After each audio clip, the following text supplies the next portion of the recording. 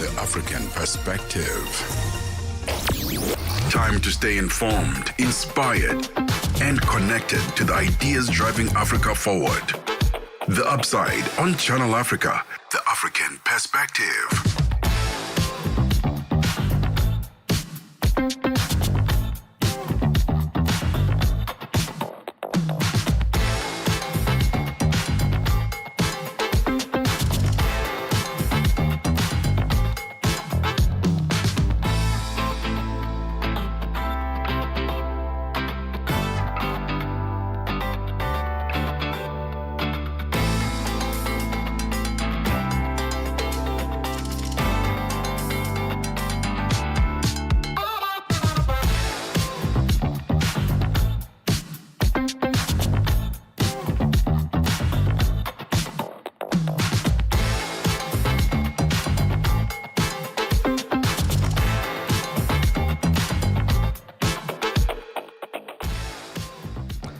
Okay, stand by. I'm fading out now. To the Upside, your gateway to the good life on Channel Africa, the African perspective, with me, Tebogo Lekhuleni, and Mmatsheko Mosito, coming to you live from the gallery. With me, Tebogo Lekhuleni, and Mmatsheko Mosito. Santon, why are we here this afternoon? Because SABC2 is about to get into a whole new era. New era of broadcasting, of storytelling, authentic storytelling. It's a new chapter that has a refreshed positioning. Their strategic positioning now, going forward, is going to be that SABC is going to be the heartbeat of the nation. And we are here to celebrate this launch of new channels, new programs, new shows, some of your favorite shows returning, getting new time slots. We'll keep you up to date with all of the festivities this afternoon on the Upside. As I was preparing for this broadcast, I had to sit back and think, man, how many programs have been on SABC2 that made me and the family, me and my parents, sit and watch, pay attention? I'll draw you back to some of my favorites. At 5 o'clock, every single day, you remember Dragon Ball Z. I don't care how old you are. You used to watch Dragon Ball Z. Don't even deny it. I used to watch Dragon Ball Z. Back then, you used to watch the rugby rebroadcast and the rugby live games when the Springboks were playing. Seven Dalan was also on SABC2. Stockfell was on SABC2. Right now, when you tune on to SABC2 or tune into SABC2, you'll find programs like Deal or No Deal. I want to know what your favorite SABC2 programs are, whether in the past or right now. Let us know on our social media platforms, where we are streaming live at Channel Africa on Facebook and YouTube, and at Channel Africa 1 on TikTok. And do yourself a favor, as always, make your life more convenient. Download our brand new Channel Africa app so you can take us with you wherever you go on your Android or your iOS device. It's a new era for SABC2, and we are here to celebrate with them. Don't go anywhere. It's 9 minutes after 1 p.m. Central African Time. Midday vibes, great programming, and good company. This is Channel Africa. 6 decades strong, Channel Africa continues to inspire Africa and the world, proudly sharing the African perspective. Gender-based violence is destroying lives and tearing communities apart. It happens in homes, in schools, at workplaces, and in silence. But it doesn't have to continue. If you see it, speak out. If you are hurting, reach out. Because doing nothing is not an option.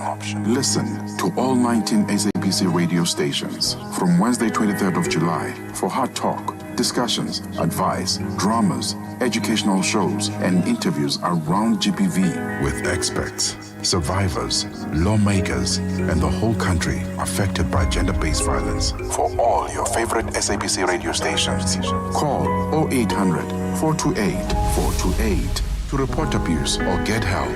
GBV, it ends with you. This message is brought to you by the SABC, the music that talks to your soul.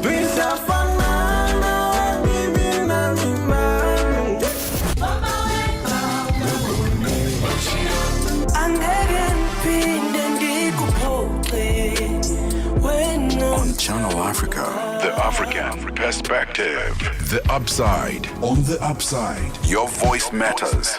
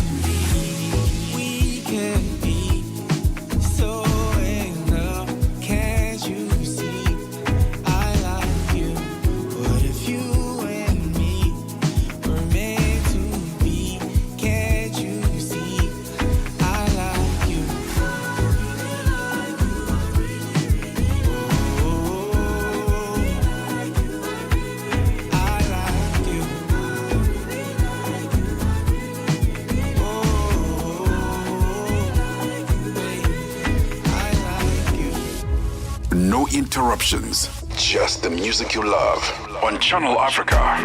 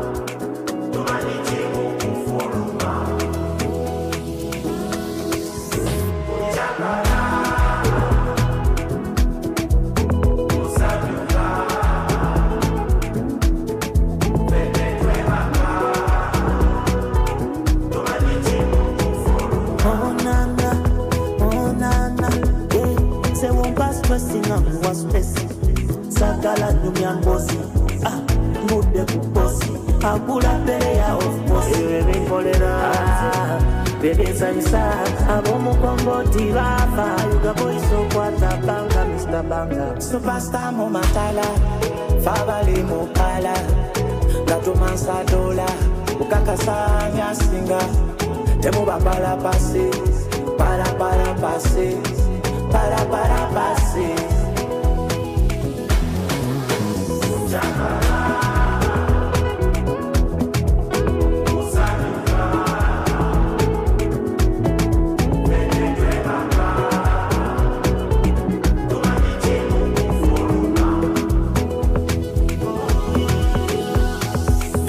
chisaganda, tugenda chisaganda. Tugenda kusaganya, tugenda kusaganya. Tugenda kuchiringa, tugenda kuvaipinga. Yefamana, awalyabana. My Ugandan girl turn up, Rwandan girl turn up. Kumu kolo kolo, we kolo kolo kolo. Ekolo loko kolo, kumu kolo kolo. Ochakala.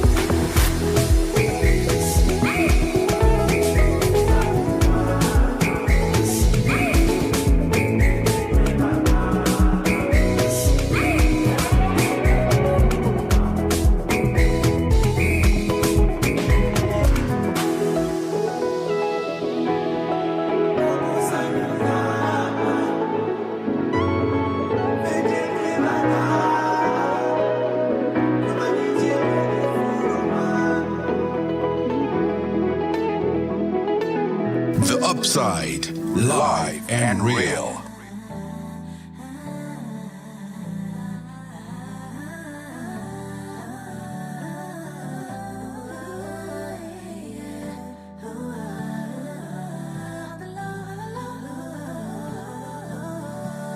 Yeah, I'm off tour, we should celebrate, dedicate some time for you, baby, it's a day. I can't be late, gotta regulate, cause I hate dirty looks on your pretty face, made back. I pulled up on a shitty day, I told her bring a passport, told her bring a case, fly out for a couple days, we should take a trip away. There's no time like the present, we're getting lit Say you wanna today. link on the low, meet me between the sheets on the low, so that no one can see us on the low.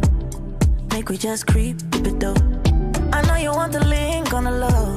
We have to stay discreet, you don't know. And now we're on the street on the low. And if they asking about we, I don't know. Turn nothing to something and say that it's nothing. Stop all the fronting when we both know we're talking. It's not up for discussion. We don't do much discussing, so don't act like there's nothing when we both know there's something.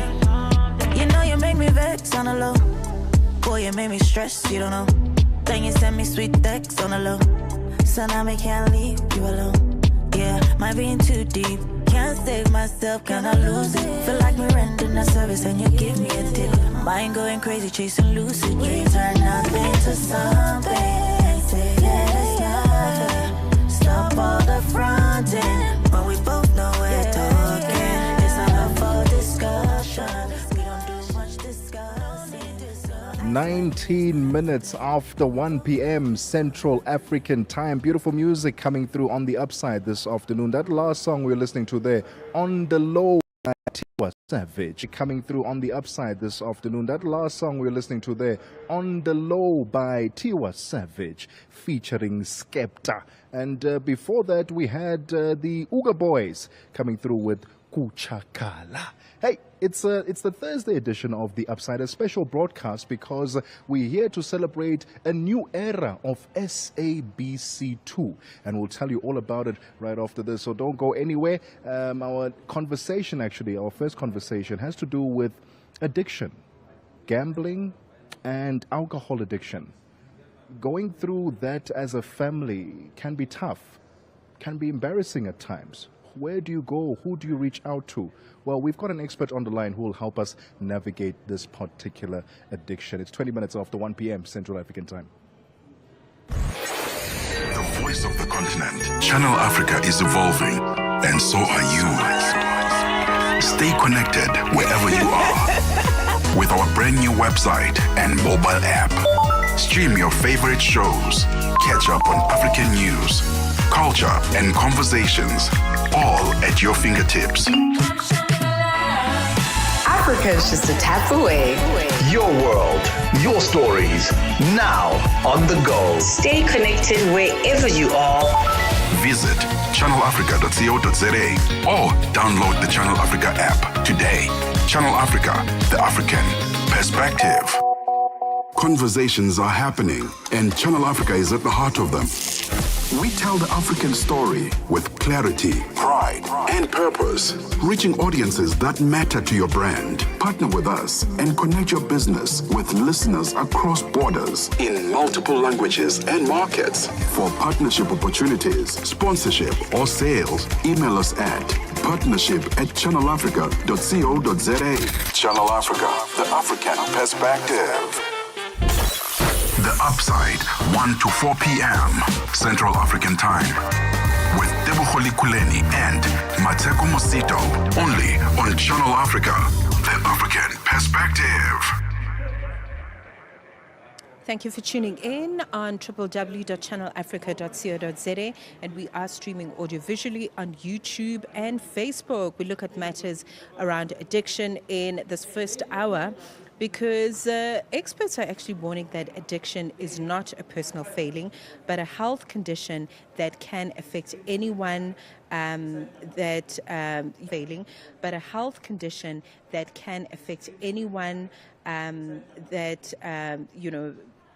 has a psychological dependency on certain things. So as rates of substance abuse and behavioral addiction continue to rise, organizations like the South African College of Applied Psychology are stressing the need for early education, access to counseling, and a strong mental health workforce, as it were. So let's talk about matters to do with addiction. On the line with us, Kirsten Harrison, joining us in her capacity as registered counsellor and CACAP program coordinator. Kirsten, a pleasure to have you on air. Welcome to Channel Africa. Thank you for including me. Thank you so much. Let's talk about just this time that we've been in. We're moving out of the festive season. We've begun a new year. So let's talk about whether, this time is sensitive for addiction. A lot of people tend to battle, things like depression during the festive season. It's not festive for everybody. Do we see a rise in substance abuse, for example, during the festive season? So this is definitely something important to speak about, is that the festive season looks different for each of us.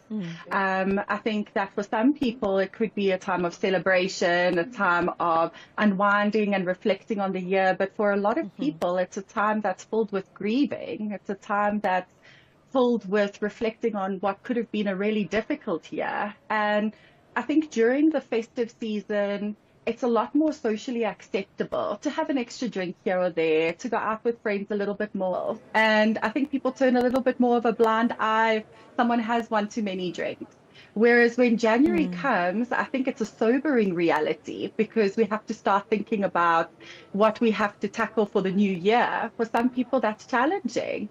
I think once the dust has settled of the festive season, we start to see some of the warning signs of addiction that come through, when there's not as much sort of, let's say, fluff of the festive season. It's a lot more visible when someone's actually struggling. And I think that's when things pick up in January.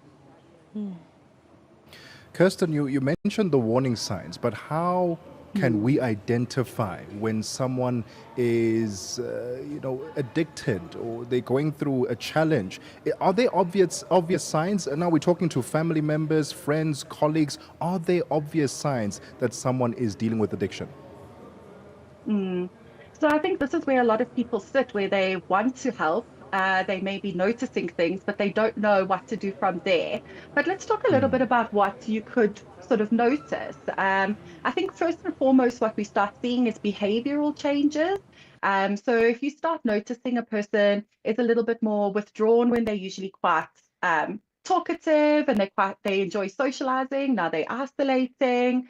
If you start noticing a change in the way that they are expressing themselves, maybe there's a lot of anger or other emotions that are coming through. So those are sort of the behavioral stuff that we can kind of see. And then more particularly is if you start to notice that the substance has become more of just an option for sort of a coping mechanism, but it's something that's become quite central to that person's life. The warning signs are not obvious. So I do want to just say that, because I think often people feel guilty when they may have a loved one that, you know, has been struggling and they didn't pick it up. So just to say that it's not always as straightforward and visible. But generally, you start seeing changes in the way that the person usually presents themselves. There may be even a decline in sort of hygiene, the way that they're looking after themselves. There can be a couple of those points that I guess point to enough to at least have a conversation about it. Right. Okay, so if you've just started listening, we are in conversation around matters to do with addiction. And I'm sure many families on the continent are battling some or other addiction, you know, whether it is affecting you directly or indirectly. We're having a conversation about it. Kirsten Harrison joining us in her capacity as a registered counsellor and CACAP program coordinator. Kirsten, let's talk about rehabilitation. It's a word that almost, you know, just comes to mind when we want to rescue a loved one. You know, just put them in rehab, you know, then all the problems will be sorted. What actually happens at a rehabilitation center? And is that the recourse for everyone who's battling some or other substance abuse? That's an excellent question. I think that rehabilitation is the most widely known form of treatment for substance abuse, but it does not necessarily mean it's the only option that's out there. I think what's important, first we can talk about understanding sort of the rehab and then maybe understanding a little bit more of some other options. But in terms of rehabilitation, what works about that approach is that you're removing the person from the environment, which is more than likely the space that has the triggers. So you're in a space that, you know, you're surrounded maybe by the friends that are peer pressuring, you're surrounded by being able to purchase whatever it is in your community. Rehab offers an opportunity to remove yourself from that setting, an opportunity to have a medically supervised detox, which is so crucial. I think a lot of people are unaware of how serious the risks are with withdrawal and actually coming off of some substances, particularly alcohol. It can be life-threatening. To not have a medically supervised detox. And the idea about rehabilitation is that we have a safe environment where you are offered the opportunity to learn some of the coping skills that can help with managing some of the triggers back home in the environment or wherever they may be for that person. The idea is to equip the person with the skills so that they can go out and sort of maintain their recovery, which I'm sure we're aware is, you know, quite a long process as well. The rehabilitation is maybe the first step there, but there's also the aftercare, and there needs to be some sort of consistent support for the person going through the recovery. Kirsten, thank you so much for your time this afternoon. Very important conversation that we just had. And for those who have family members that are dealing with addiction, please reach out. There are more than enough platforms online that you can consult with, seek help, because addiction should not be something that you struggle with by yourself. And I think even more shame comes upon you when you feel like you're going through it by yourself. So reach out for help, and we hope that the support structure around you is able to help you get to a recovered state. Kirsten Harrison, registered counsellor and SACAP program coordinator. It's 30 minutes after 1 p.m. Central African time. Let's get the latest sports. Get the news, music, and lifestyle of Africa on Channel Africa, the African perspective. Sports on Channel Africa, the African perspective. Let's start off with football news. President Cyril Ramaphosa will receive the original FIFA World Cup trophy during a FIFA World Cup trophy tour at the Union Buildings in Pretoria tomorrow. The presidency says South Africa's football story is rooted in defining moments from first qualifying in 1998 to hosting the 2010 FIFA World Cup. The 2026 FIFA World Cup is being co-hosted by the United States, Mexico and Canada, with most matches taking place in the US. South Africans are also elated that Bafana Bafana will be returning to the tournament for the first time since 2010 after the 3-0 win over Rwanda in the final group match at the Mbombela Stadium in October last year. The presidency further says the trophy's arrival represents hope, pride, memory and momentum. It marks the symbolic beginning of South Africa's return to the FIFA World Cup. The Total Energies CAF Africa Cup of Nations AFCON Morocco 2025 has broken new ground with a record 6 billion digital views across social media platforms during the competition. These numbers underline the tournament's growing global influence and the unmatched passion of African football fans. One of the biggest areas of growth for CAF and the Total Energies CAF Morocco 2025 has been with the diaspora community, where CAF has attracted millions of new audiences and users. The milestone positions Africa's flagship football event at the very top of global digital engagement, surpassing every comparable continental tournament in history. And captain of South Africa's national netball team, Khanyisa Chawane, says they will use the upcoming Spar Challenge against England as part of the preparations for the 2026 Commonwealth Games. The Proteas will host the Vitality Roses at Ellis Park, Johannesburg, in a 3-match test series commencing today and culminating on Sunday. Speaking at the pre-series press conference, Chawane says they will use this experience to build the needed confidence going into the multinational event scheduled for Glasgow, Scotland from the 23rd to the 3rd of August. Excited that this group has an opportunity to make sure that we actually go to a Commonwealth Games and actually perform and use that as a platform to prepare for the World Cup. But I mean, everyone's speaking about how we play England in the pool at the Commonwealth Games. So us playing them now in this series is also part of the preparation that we actually need for us to be able to do well at the Commonwealth Games, get that confidence at the Commonwealth Games to go to a World Cup.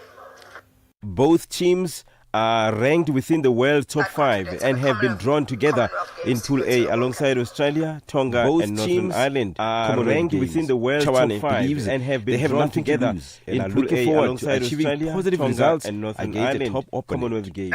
Chawane believes they have nothing to lose and are looking forward to achieving positive results against the top opponent. Everyone talks about the rivalry we have. It gives us that confidence of wanting to do it. I mean, we have nothing to lose. We've got new people in the team, and they have something different to give. So once they get that opportunity, it's for us to support each and every person on that court and actually go for the goals that we've set for ourselves for this series. And finally, with tennis news, Botswana's Tennis Association BTA Vice President Nonofo Uthusitse has expressed the association's delight at Ntungami Raguini's historic achievement at the Australian Open Junior Championship 2026. Raguini is number 75th in the junior rankings and will be looking to proceed to the quarterfinals when he takes on Luiz Guto Miguel of Brazil in a last 16 encounter. The young ace booked his place in the last 16 after a hard-fought 6-2, 3-6, 6-4 victory over 15th seed Gavin Good at the United States at Melbourne Park on Tuesday morning.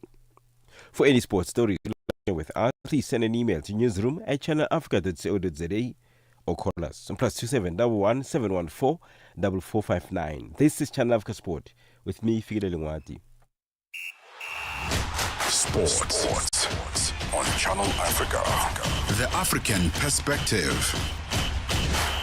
Este é o Caleidoscópio de Canal África, com Remo Samo e João Yabalá. A situação do ativista angolano Serrote José de Oliveira, preso desde julho, tem gerado grande preocupação internacional. Conhecido como General Nila e presidente do movimento União Nacional para a Total Revolução de Angola, Serrote iniciou uma greve de fome em protesto contra a sua prisão, que considera arbitrária. De acordo com a Amnistia Internacional, o estado de saúde do ativista está a deteriorar-se rapidamente devido à falta de acesso a cuidados médicos adequados. Para discutir o impacto deste caso e o estado da liberdade política em Angola, vamos conversar com Dito Dale, ativista e defensor dos direitos humanos. Nós estamos diante de uma clara estratégia de aniquilar os jovens. Porque quando uma pessoa está doente, deve ser assistido. Ao não proporcionar esses cuidados médicos, o que o regime quer? Não quer que esse jovem saia livre e com vida da prisão. Quer matá-lo. De segunda a sexta-feira, das 20 às 21 horas locais,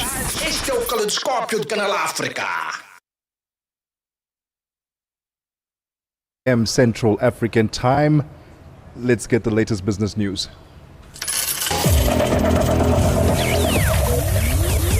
Business news on Channel Africa. The African perspective. Good afternoon, I'm Nosipho Zuma. In your business news this hour, the South African Reserve Bank's Monetary Policy Committee is expected to deliver its first interest rate decision of the year this afternoon at 3 o'clock Central African Time in Pretoria. Now, the bank last cut rates by 25 basis points in November last year, taking the repo rate to 6.75% and the prime lending rate to 10.25%. The Reserve Bank expects inflation to average at 3.5% this year and to converge toward the new 3% inflation target next year. Chief economist at Investec, Annabel Bishop, says the low inflation environment makes a case for an interest rate cut, but adds that it's unclear if the bank will cut rates at this meeting. Inflation is not back at target, and the Reserve Bank could choose caution and wait until inflation becomes entrenched at the 3% mark before cutting again. The South African economy has shown good growth last year as a consequence of the agricultural sector, but showing resilience overall. We continue to expect the Reserve Bank may, on balance, not cut interest rates, but as we indicate, it's a very close call. Financial markets expect no cut, but of course, very close to a 50% probability of one occurring.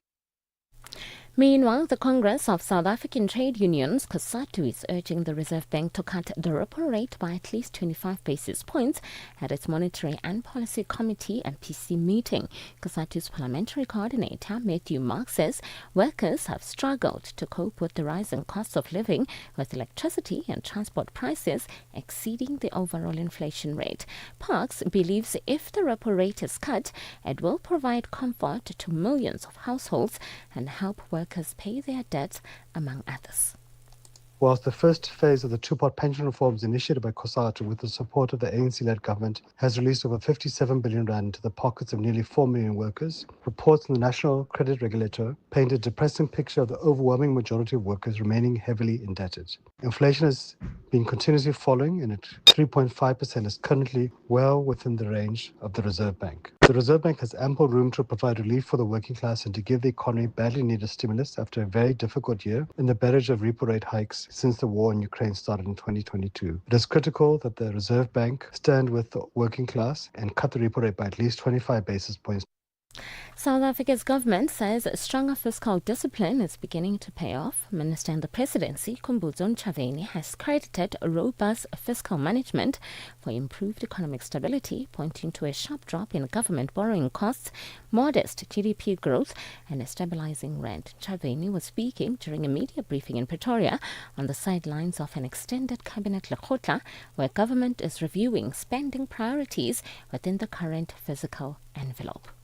The cost of borrowing for the government of South Africa has reduced drastically. When we started with the budget last year, we started with over 13% cost of borrowing. Today, as we sit, we are at 9%, showing that our fiscal prudence and fiscal management is strengthening. And the issues, that's what are we going to do. We've seen a year-on-year 2.1% growth on the GDP period over the same period. And also we have seen, in terms of the performance of the rand has stabilized. Exports of 4 key Nigerian crude oil grades are scheduled at 793,000 barrels per day in March.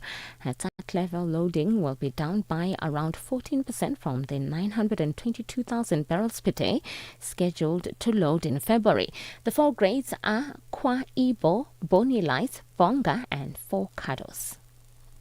And finally, the National Highway Traffic Safety Administration in the U.S. says Hyundai Motor is recalling almost 600,000 Palisade Sports utility vehicles in the U.S. over improper deployment of side curtain airbags.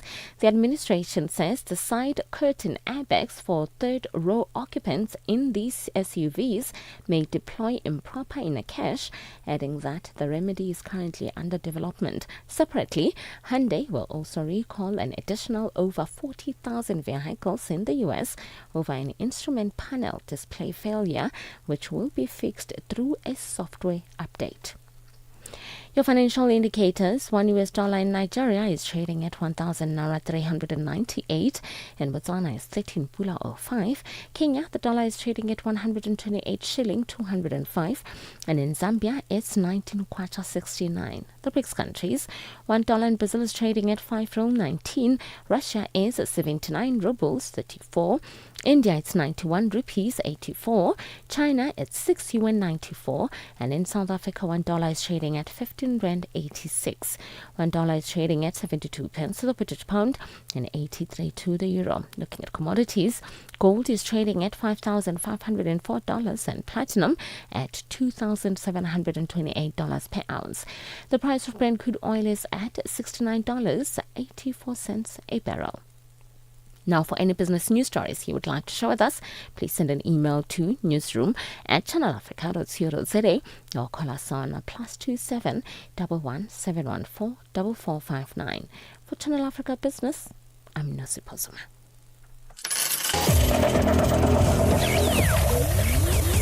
Business news on Channel Africa.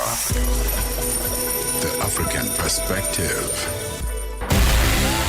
The sound of Africa is evolving. Experience our new mobile app. Free to download, free to connect. Es-tu préoccupé par quelque chose? Es-tu passionné par les questions qui comptent? As-tu une voix qui mérite d'être entendue?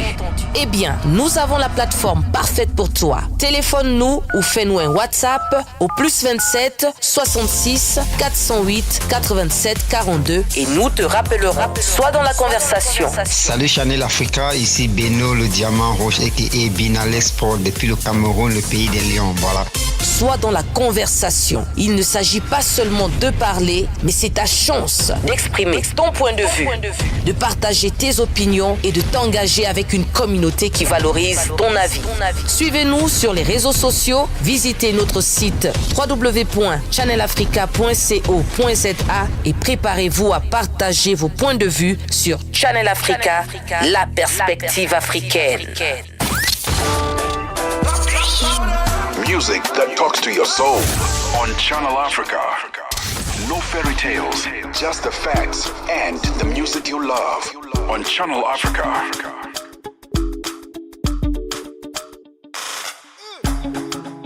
For like give me love, oh. Now you the catch my shot, oh. For your sake I go church, oh. Hey. We go drive around for my Porsche. Baby pana, they say you like you all, I get you all. Baby pana, anywhere that you go, I can follow you to go. Baby pana, they say you like cassava, I get to be cassava. Hey, baby pana, my love for you will never die, will never die. If I ever, oh baby, if I ever, baby you too sweet, if I ever. My baby dance it to the lagwaja. Make a take you to Babalada. If I ever, oh baby, if I ever. Baby, you too sweet, if I ever. My baby dance it to the lagwaja. Oh, make a take you to Babalada. So love is a beautiful thing. Can you they cool my temper? Love is a wonderful, tender feeling. You they give me ginger. So baby, dance it, dance it, dance. The beauty in your eyes, they give me life, oh, oh. I could give the Lord the thanks, so for the sake of love, oh. Baby, leave it about the bad, oh. And about the bad, baba. For your sake, I could kill you, show you love that you never seen before. For like give me love, oh. Now you the catch my shot, oh. your sake, I go church. Hey. We go drive around for my Porsche. Baby pana, they say you like you all. I get you all. Baby pana, anywhere that you go, I can follow you to go. Baby pana, they say you like cassava, I get to be cassava. Baby pana, my love for you, we never die, we never die. If I ever, oh baby, if I ever, baby you too sweet, if I ever, oh baby dance it do the lagwaja, make a take you to Babalada. If I ever, oh baby, if I ever, baby you too sweet, if I ever, oh baby dance it do the lagwaja, make a take you to Babalada. One your child, you see, you are taking my love, oh, I cannot understand now I'm feeling. You are my woman crush, oh. Wanyama, you see, in a Maccabi, see,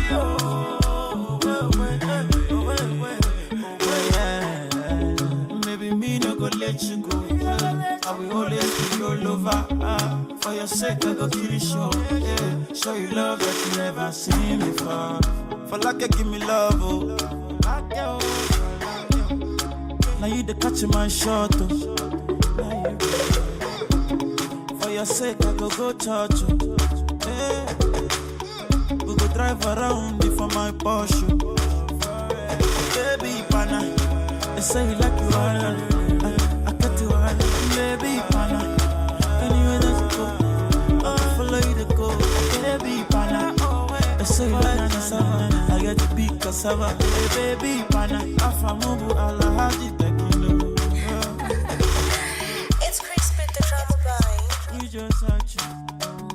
Channel Africa, your voice, your sound, and your home. Stay logged right here.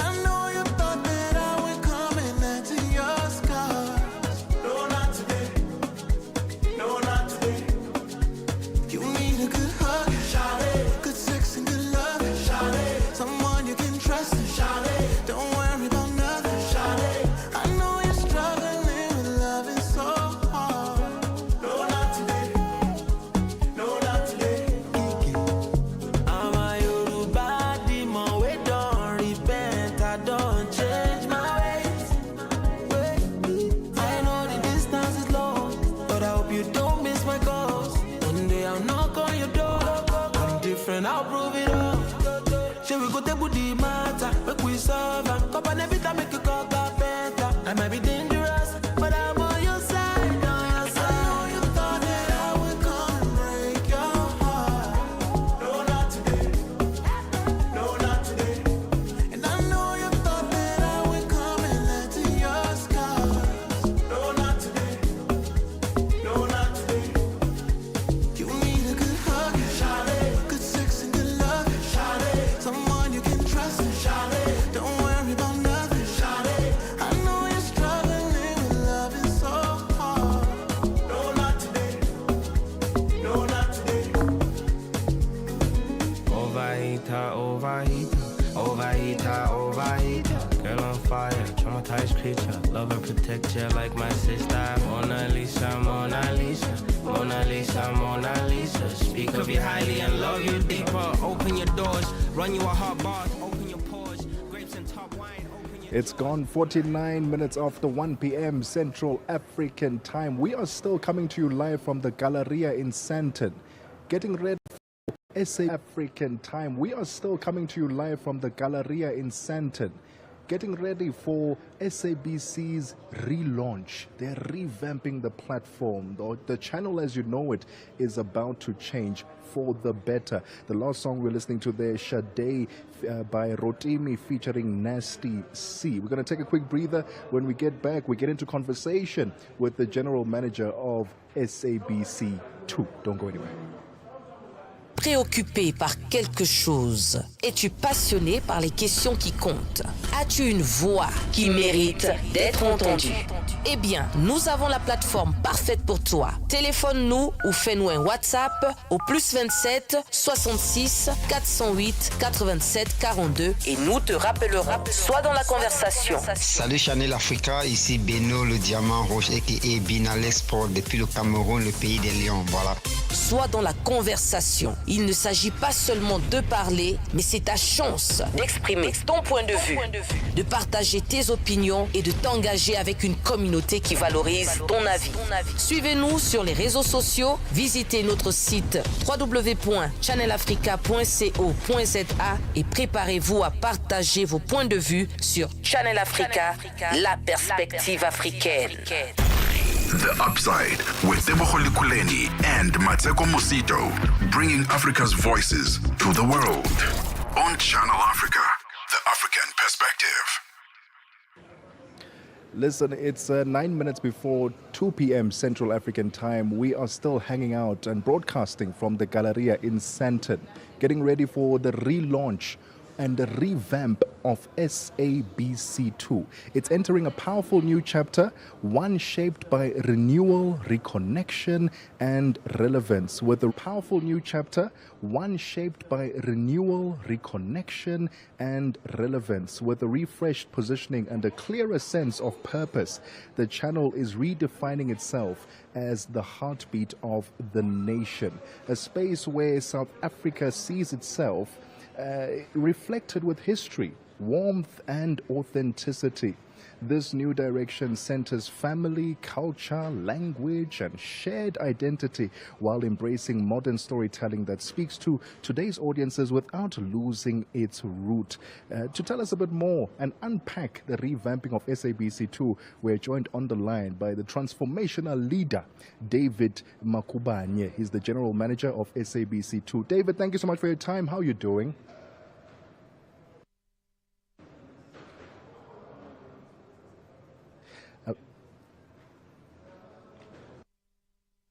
We are fantastic at the moment. I think, David, the most important question I have to ask you before we properly delve into the revamp of SABC2 is, when is Dragon Ball Z coming back to SABC2?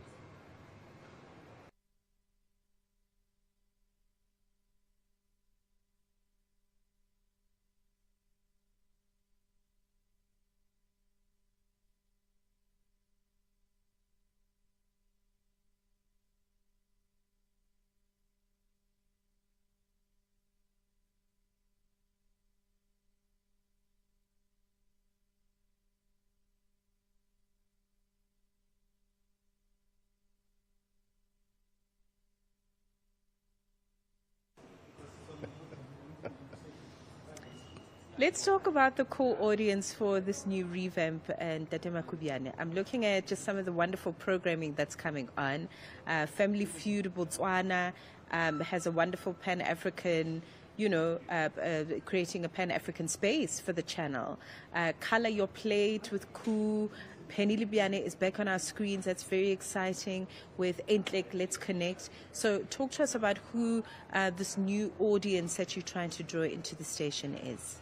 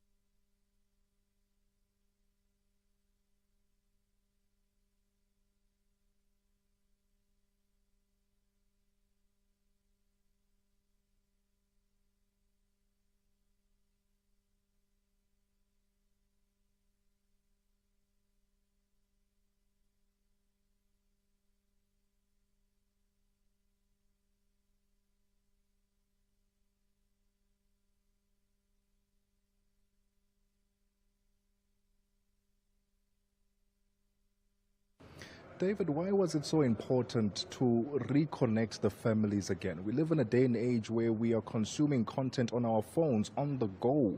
But the strategy of SABC2 going forward is one that takes us back, where we are sitting around the living room watching our favorite programs. Why was that so important to introduce this in this fast-paced world that we're living in? Why was that so important for you?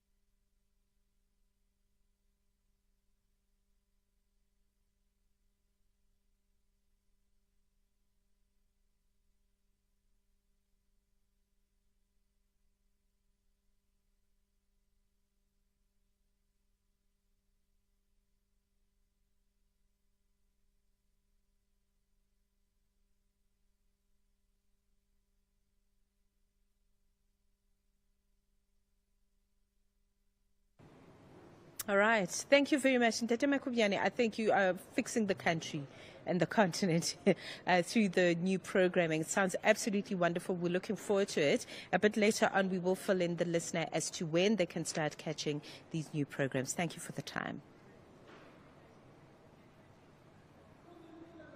It's past 2 o'clock. Thank you. Channel 802. SABC News. The African Perspective. Top stories: Asawa, heavy gunfire heard near Niger's international airport, and police in South Africa continue crackdown on scholar transport. Good afternoon, I'm Jolani Tulo Webe. Sustained heavy gunfire and loud explosions have been heard in Niger near the international airport outside the capital Niamey. Multiple eyewitness accounts and videos showed air defense systems apparently engaging unidentified projectiles in the early hours of this morning.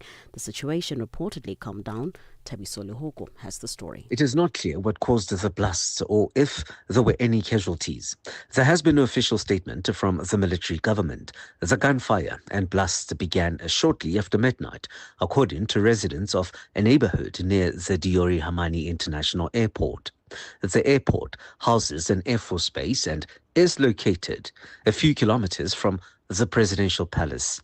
Niger is led by Abdurrahmani Tiani, who seized power in a 2023 coup that ousted the country's elected civilian president.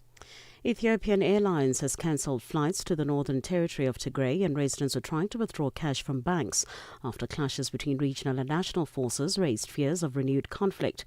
Ethiopia's National Army has battled fighters from the Tigray People's Liberation Front Party for 2 years until late 2022 in a conflict that killed over 500,000 people and displaced millions more. Clashes broke out in the territory's disputed western part earlier this week. The Tigray War ended in a November 2022 peace pact, but disagreements have been festering over a range of issues, including contested territories in western Tigray and delayed disarmament of Tigrayan forces. South Africa's President Cyril Ramaphosa says he expects all law enforcement agencies to implement the Madlanga Commission report, which was submitted to him in December. Ramaphosa has welcomed the first interim report, which is in line with the delivery timelines determined by the President. Ramaphosa says he accepts the Commission's recommendations, including referrals for urgent criminal investigations, prosecutions, and disciplinary action. The Madlanga Commission is a judicial inquiry into political interference and corruption in the criminal justice system. Presidential spokesperson Vincent Magwenya says Ramaphosa has instructed the Minister of Police, Firoz Kachalia, and the National Police Commissioner, Fani Masemoda, to establish a special task team to fast-track investigations. The President has directed the Minister of Police and the National Commissioner of the South African Police Service to constitute a special investigations task team with a leader who will report directly to General Masemola. The task team will institute investigations against people identified by the Commission for Investigation. Establishing a special unit is critical to ensure that these investigations take place as a matter of urgency. President Ramaphosa expects all enforcement agencies and other relevant criminal justice institutions to act with speed in implementing the recommendations of the Commission's interim report. The traffic police still in in South Africa's Gauteng province say they are continuing to clamp down on non-compliant learner transport and public transport operators across the province. 1,024 traffic citations were issued and more than 140 vehicles were impounded since last Friday. The Provincial Community Safety Department spokesperson Ofinza Morwane says the violations include operating non-roadworthy vehicles, non-compliance by drivers, and failure to adhere to the National Road Traffic Act. The clampdown follows a tragic accident that killed 14 learners in Vanderbijl Park in the south of the province. Morwane says the operations are necessary to deal with lawlessness, ignorance, and non-compliant learner transport, among others. The discontinuation and impoundment of these vehicles came as a result of failing to meet legal and safety requirements. During some of the operations, glaring defects that were found upon inspection included worn-out tires, damaged windscreens, non-functional wipers, fire extinguishers which were not functional for vehicles ferrying learners to and from school. Unfortunately, in some instances, some drivers failed to produce valid driver's licenses, professional driving permits, and valid operating permits. We're expecting these numbers to increase as we continue to clamp down on non-compliant learner and public transport operators, including motorists in general. And finally, Turkish authorities have arrested 6 people, including an Iranian national, on charges of political and military espionage for Iran after coordinated raids across 5 provinces on Wednesday. This is according to state broadcaster TRT. The suspects were detained following a joint investigation by Istanbul prosecutors, the anti-terrorism police and Turkey's intelligence agency. They are accused of gathering information on military bases and other sensitive locations in Turkey and abroad, allegedly in coordination with members of Iran's Islamic Revolutionary Guard Corps intelligence arm. Recapping the top story, the Sawa sustained heavy gunfire and loud explosions have been heard in Niger near the international airport outside the capital, Niamey. For any news stories you would like to share with us, please do send an email to newsroom@channelafrica.co.za or call us on +27 11 714 4459. For Channel Africa News, I'm Jolani Tulo Mwepe. SABC News. The African perspective. Time to stay informed, inspired, and connected to the ideas driving Africa forward. The Upside on Channel Africa. The African perspective.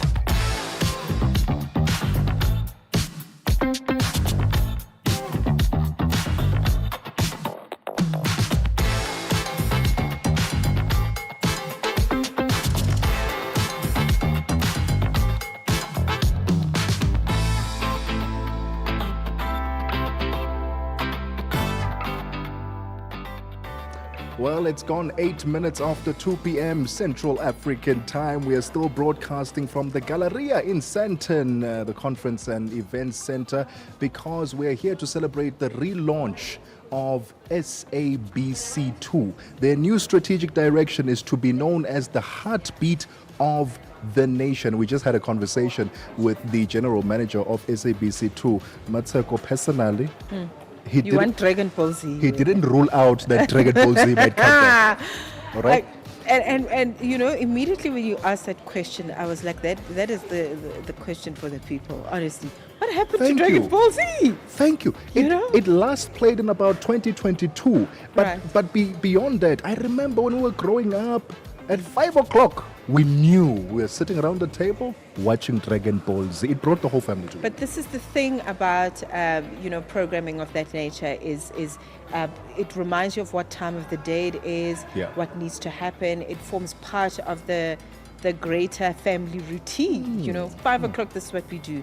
We watch a soapy, we watch Dragon Ball Z at this time, we eat breakfast and the TV's on and there's something happening. So that is wonderful. We're going to continue to fill you in on how you can catch this programming, but also just to remind you that we do have an SABC Plus app, just in case you'd like to acquaint yourself with our radio and TV programming. So in this hour, we're going to be looking at Gqeberha's artists that are stepping into the spotlight as the annual Creative Block exhibition makes its return to the GFI Art Gallery.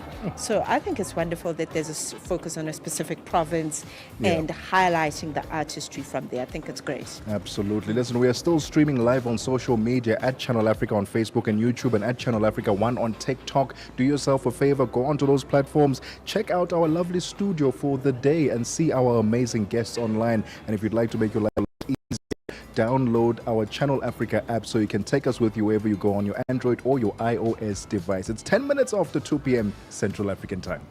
Your afternoons just got even better. Fresh and exciting. The Upside, hooking you up with today's news from an African perspective. Keep Africa in your hands. Connect to our website for all your news, sports, and cultural updates. channelafrica.co.za. Je, una jambo lolote akilini mwako? Je, una shauku kuhusu masuala muhimu? Na je, una maoni ambayo unataka yasikike?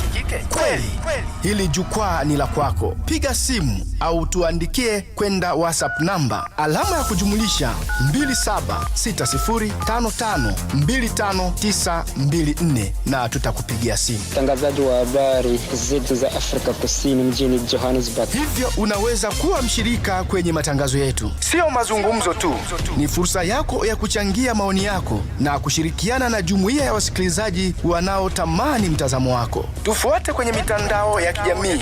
Tembelea tovuti yetu www.channelafrica.co.za na uwe tayari kushiriki na kuchangia maoni yako kwenye Channel Africa. Channel Africa, mtazamo wa Kiafrika. The right music all the time.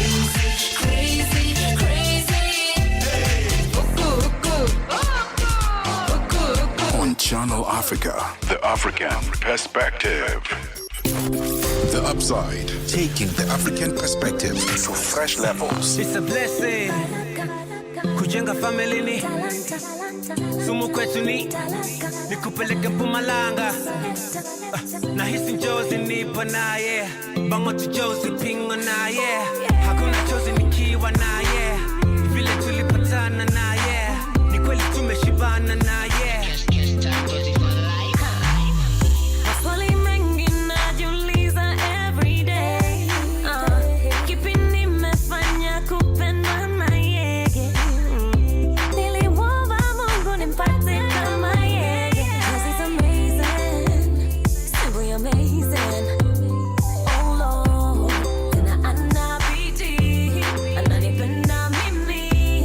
I'm just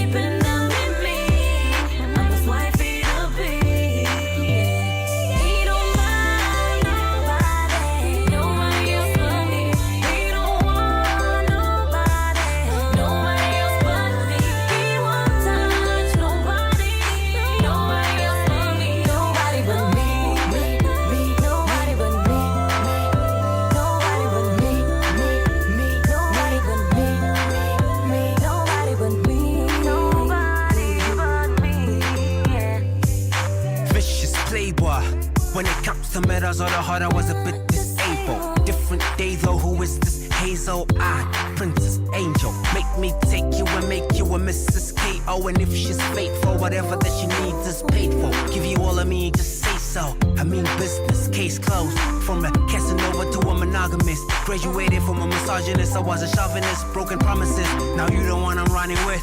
Shower you with compliments to boost your confidence. Hey, I'm on some grown man shit. I'm on some grown man shit. Mga lastig and roll, umtana mo to, it be so tragic.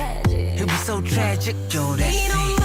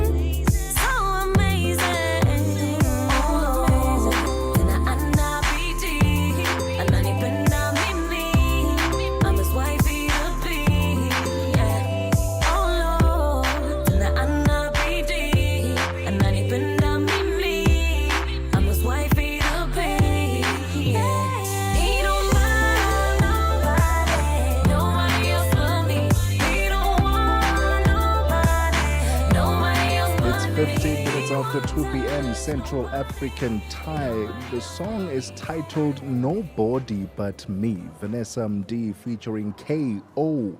I saw a video, Mmatsheko. Some lady was saying that she never wants to be in a relationship with a guy who doesn't cheat. Like, a man must cheat.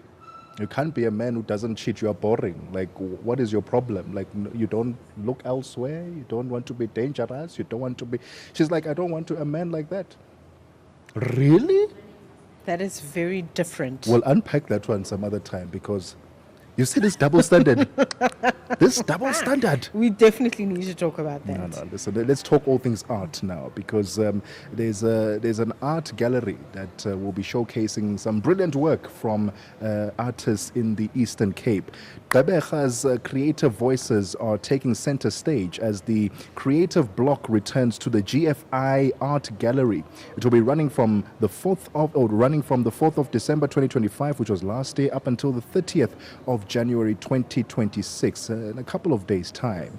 The exhibition celebrates contemporary South African art with a strong focus on Eastern Cape artists whose work reflects everyday life, memory, and the spirit of the province. To unpack all the details about this art gallery and the exhibitions, we're joined on the line by Tamlin Blake, the Chief Curator at Spear Arts Trust. Tamlin, thank you so much for your time. How are you doing on this wonderful Thursday? No, very well, thank you. And it's a pleasure to be here with you. Thanks. Let's talk about the creative block. I'm touching on the fact that it's been running from the 4th of December last year up until the 30th of January. But unpack for us the inspiration behind this creative block, and also the emphasis on showcasing Eastern Cape artists to the world. We're actually very lucky. The Creative Block's been running for, I think, a little bit over 20 years now. So we've got a bit of sort of history to go on, and we've got a large artists community that we work with, and quite a number of them are fortunately in Gqeberha, and we've built lovely relationships with them. We've built relationships with the gallery that we're working with there, the GFI gallery, and it's through this sort of history that we've been able to set up these Creative Block exhibitions that we hold once a year for the last few years at the GFI Gallery, normally from December to January, covering that sort of holiday festive season. It's sort of to encourage collectors over that time to buy art and to get excited about the variety of work that's available in the Eastern Cape, but also nationally. The Creative Block program runs through Johannesburg, Cape Town. We have satellite sort of centers where we are able to access artists all over the country. It's very exciting. It sounds very exciting. And I mean, as I understand it, the Creative Block uses standard or standardized block for every single artist. Let's talk about how that influences creativity and also just the presentation of the final artworks. Let's talk about how that influences creativity. I think the fortunate thing about that is it kind of democratizes the whole art making process, art selling process. We've got artists who have been working with us from the beginning of the program. So for the last 20 years or so, we sell their work and they get paid the same amount as artists who have joined us quite recently. So if you're a collector and you're looking for someone important, the chances are there might be someone there that you could actually afford to go and look for. But the power of that is that everybody comes to it with the same sort of intentions, the same space. We give each artist a number of blocks, 4 to 6 blocks, and on those blocks they can do what they like. They can draw, they can sculpt, they can carve. I encourage the artists really to sort of explore what they do in their studios, in their own creative practices, rather than trying to copy someone or do something that they think will sell. It really is about trying to unpack their own creativity and allowing a platform where they can express new things that they're trying to sort of explore or learn about. The fact that we give them the blocks does mean that for some artists, there's a material cost, which is negated, which is quite nice. Everyone can sort of, as I said, make their work. And then we have what we call feedback sessions, where all the artists come together and I take a look at the work that they've made, give them feedback, both on sort of technical points in terms of materiality, how well they've been made, and also feedback on what they're thinking conceptually, what the basis is for the reason for them making the work. Works that are finished and which I feel are sellable which are beautiful objects that we'd like to sell onto the art market. We buy from the artists immediately and then sort of go on and sell it through our patrons and through the galleries, and we have sort of certain avenues to the public as well, which is great. What a brilliant initiative this is, and it will be running up until the 30th of January. So we'll pick Tamlin's brain a little bit about some of the artists that are currently on feature, both established and upcoming, so that you can make your way down to Gqeberha and check out these exhibitions. It's 21 minutes after 2 p.m. Central African time. We'll continue the conversation right after this. As Africa renews, so does its voices. 60 years of Channel Africa. SABC2 is stepping into a new era, Papa, where every moment tells a story. A new era of conversations with Enklik Let's Connect at 4:30 p.m, bringing real talk and South African voices. A new era of Afrikaans news at 6:30 p.m, trusted information in the language you love. A new era of family entertainment, Omar Sari at 7 p.m, celebrating humor, tradition and togetherness. A new era of excitement in a new time slot, Deal or No Deal at 7:30 p.m, bringing primetime thrills home. A new era of drama, Pimville at 9 p.m, a brand new powerful telenovela from Soweto that grips the heart, and a new era of flavor with a new season of Color Your Plate with Koo, Sundays at 7 p.m. A new era begins on SABC2.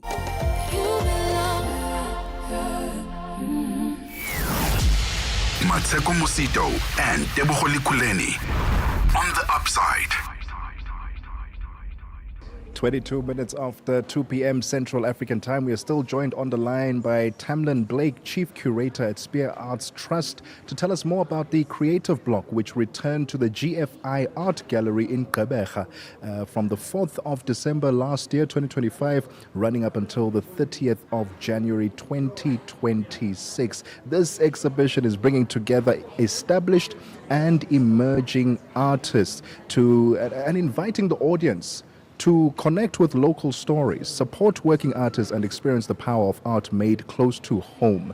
Tamlin, let's talk about the artists that are on display, showcasing their wonderful work. Go from the well-established to the emerging ones that we need to check out up until, obviously, tomorrow, the 30th of January. Well-established to the emerging ones that You're going to have to get through all of them in one day. It's so me and names always puts me on the spot, but I think what is relevant specifically from an Eastern Cape point of view is to mention the artists that are exhibiting at the moment there, and they range from sort of more established artists like Bear Mulman, and we've got exciting artists like Benele Njai and Ayanda Mji, and she's interesting because she normally works with ceramics but has moved into painting. Another Eastern Cape artist worth looking at is Lisa Dodd. Beautiful, delicate paintings. We have Francis Sibanda, who looks very closely at people's interactions with each other in an environment. He's recently been doing quite a lot of landscape, which is also quite special in terms of his interpretation of where he comes from and his childhood and upbringing in that space. In terms of artists, we have people from around South Africa, and pretty much have been privileged to work with tens, dozens, hundreds sometimes of them. The best I can advise, please, to go and have a look at the exhibition if you are in Gqeberha today, or to go online. We do have creative blocks online with representation across the board in terms of the artists that we work with. We will be doing the GFI exhibition again at the end of this year too, so it's a great thing to put on your calendar, something to look forward to, and then to look for us at art fairs or in some of the other sort of venues that we work with all year. I think what is also worth mentioning is the exhibition itself draws quite a lot of guests and visitors to the gallery. We had about 400 visitors since the beginning of the exhibition, and have sold pretty well, which is quite exciting. In terms of prominent artists who know us, work with us, return to PE to actually, or to Gqeberha to sort of make more of an impact there, we have Atipata Ruga, who's currently exhibiting at the Leslie Lohman Museum in New York. Nomthunzi Mashabalala has been working with us for years, doing some really beautiful weaving work, and she has recently been accepted for to be the festival artist for the 30th edition of the Kaka or the Klein Karoo National Arts Festival in Oudtshoorn. Very much worth looking out for her work. Asanda Cooper visited Nando's Feast Your Eyes. Oh, sorry, he was exhibiting there in 2018. Again, another artist who's leaping bounds at the moment in his career. And I'm quite sure we have a few creative blocks of his, so worth looking out for those as well. It sounds like such a wonderful, fruitful space for the artists, but I really want to just find out your experience, through your career, for the curatorship, and the experience for the first-time art buyer. How can they get involved? Because there's a lot of people who are starting to wake up to the fact that there's a lot of value, in having good quality art and supporting local artists at this level. So what has been your experience as curator, seeing perhaps first-time buyers come into the ecosystem of the work that has been done? Seeing perhaps first-time buyers come I think what always brings a smile to my face is the unqualified enthusiasm that so many new collectors come to the Creative Block with. It can be a little bit overwhelming, sort of being confronted with a wall of small artworks, but it's very exciting. And to know that there's an opportunity to really spend time and look for artworks that, yes, are valuable, might have more value as time goes on, but also more importantly, kind of stimulate something in yourself, a thought, a memory, an emotion. And then to look at these blocks and go, yes, I want that one, and it talks really well to the one next to it or 3 down, and to create for yourself a small collection of new contemporary South African art. We do find new collectors get hooked. I think collecting is a little bit of an addiction. I put my hand up for that one. And, at fairs, we land up with the same people coming back going, oh, I bought these last time and I'd really like to add to my collection. They tend to then, because they're in the system, start doing research on the artists that they're actually looking for. And the conversation just gets richer and it grows legs. It gets quite exciting. Tamlin, thank you so much for your time this afternoon. If we need more information, perhaps want to see the art pieces themselves, can we just go straight to GFI Art Gallery? GFI definitely can help you. They have stock pretty much permanently as well, and they will be able to forward you to us if need be.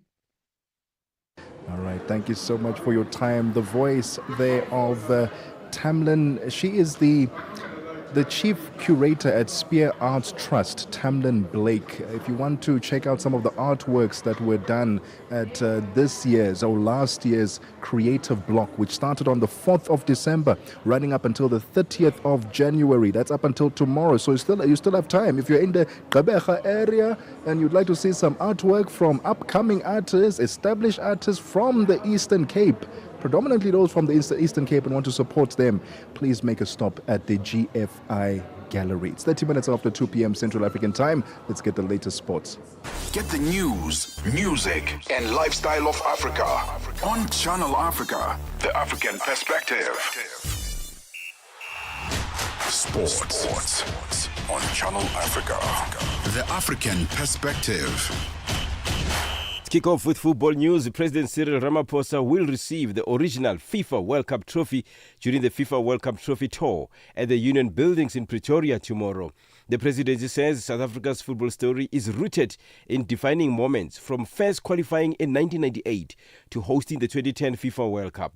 The 2026 FIFA World Cup is being co-hosted by the United States, Mexico and Canada, with most matches taking place in the US. South Africans are also elated that Bafana Bafana will be returning to the tournament for the first time since 2010, and after their 3-0 win over Rwanda in their final group match at the Mbombela Stadium in October last year.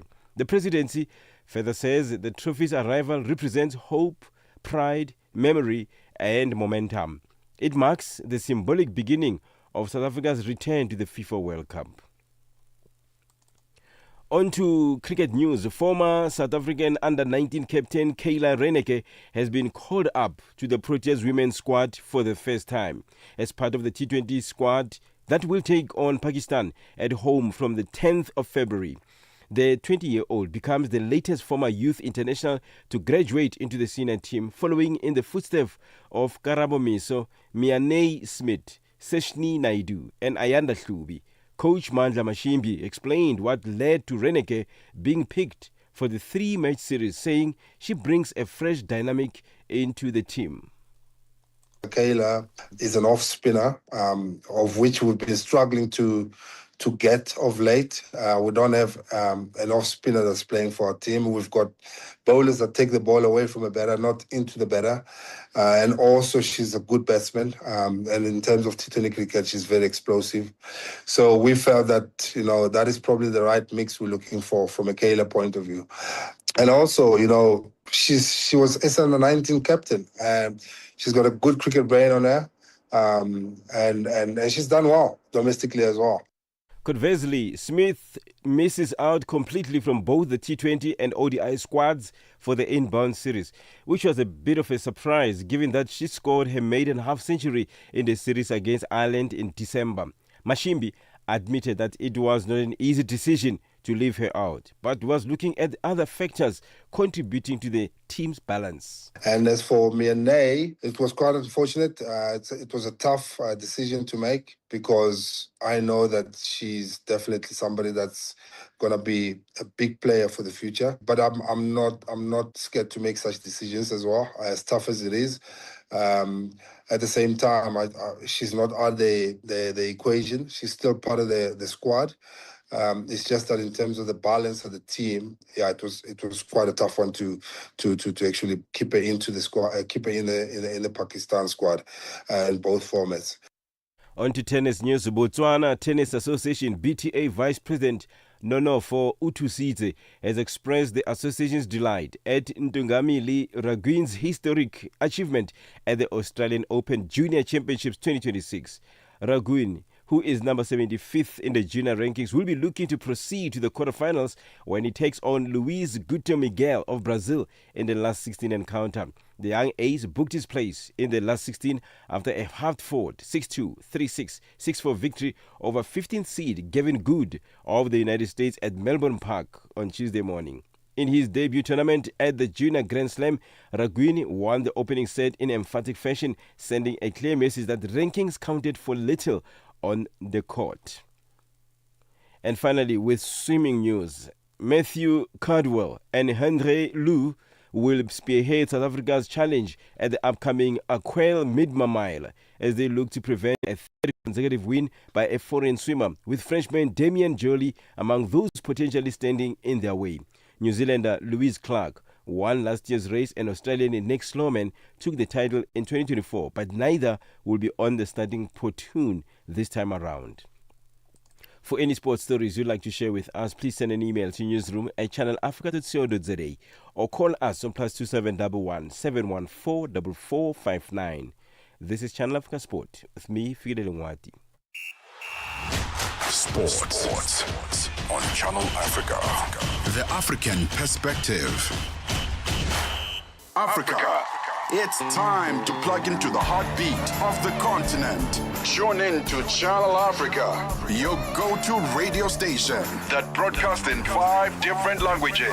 L'Afrique du Sud célèbre la journée nationale du Kabla hujaitwa kwa jina la Double K or more of our forests have been destroyed. Partido Africano da Independência da Guiné.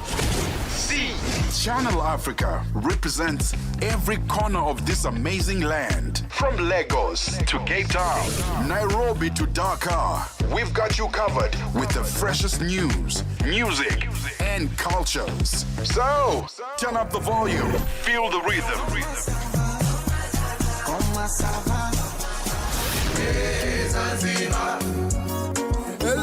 Enjoy the conversation. Channel Africa, the African perspective. It's gone 36 minutes after 2 p.m. Central African time. Let's get the latest business news. Nosipho Zuma is standing by. Business news on Channel Africa, the African perspective. Thank you, Tebogo. Good afternoon. In your business news this hour, the South African Reserve Bank's Monetary Policy Committee is expected to deliver its first interest rate decision of this year this afternoon at 3 o'clock Central African time. The bank last cut rates by 25 basis points in November last year, taking the repo rate to 6.75% and the prime lending rate to 10.25%.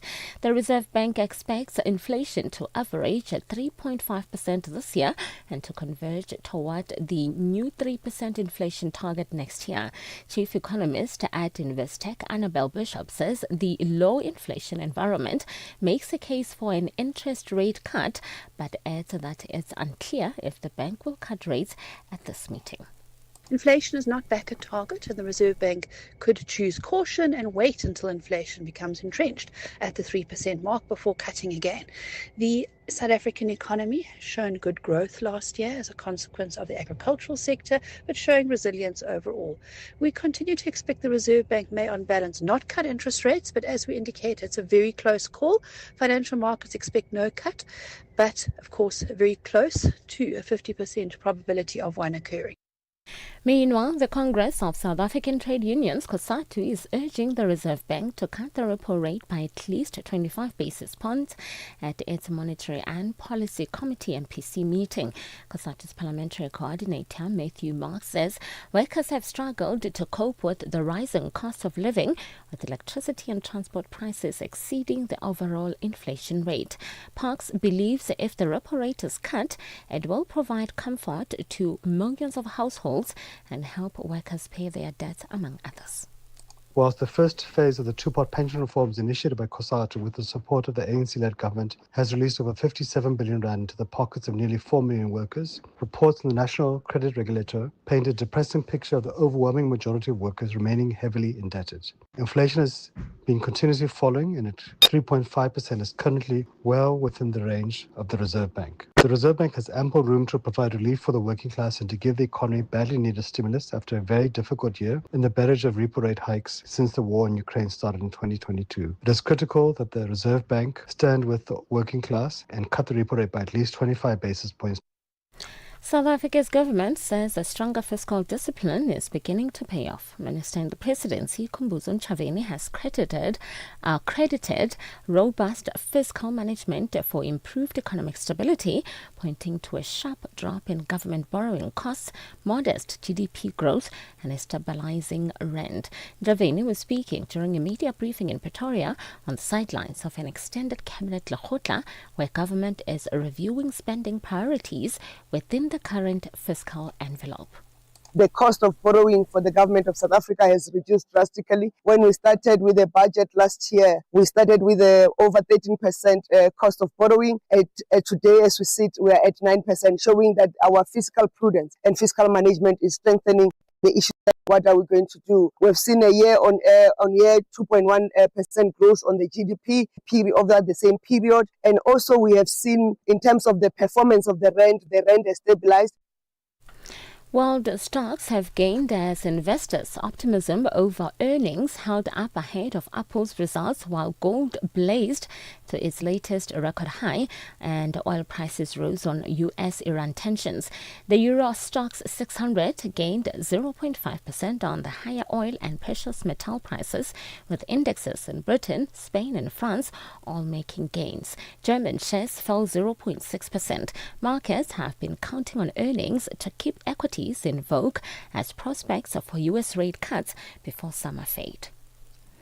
And finally, gold has advanced to a new record high near the $5,600 an ounce level as investors sought refuge from escalating geopolitical tensions and weakening economic signals in the United States. Silver also benefited from the flight to safety, leaping above the $120 level. Spot gold rose 2.2% to just over $5,516 an ounce after hitting a record of $5,594 earlier in the day.